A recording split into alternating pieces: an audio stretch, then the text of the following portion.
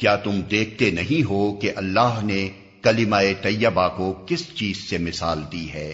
اس کی مثال ایسی ہے جیسے ایک اچھی ذات کا درخت جس کی جڑ زمین میں گہری جمی ہوئی ہے اور شاخیں آسمان تک پہنچی ہوئی ہیں، ہر آن وہ اپنے رب کے حکم سے اپنے پھل دے رہا ہے۔ یہ مثالیں اللہ اس لیے دیتا ہے کہ لوگ ان سے سبق لیں۔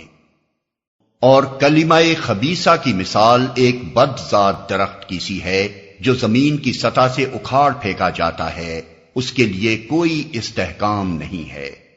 ایمان لانے والوں کو اللہ ایک قول ثابت کی بنیاد پر دنیا اور آخرت دونوں میں ثبات عطا کرتا ہے، اور ظالموں کو اللہ بھٹکا دیتا ہے۔ اللہ کو اختیار ہے جو چاہے کرے۔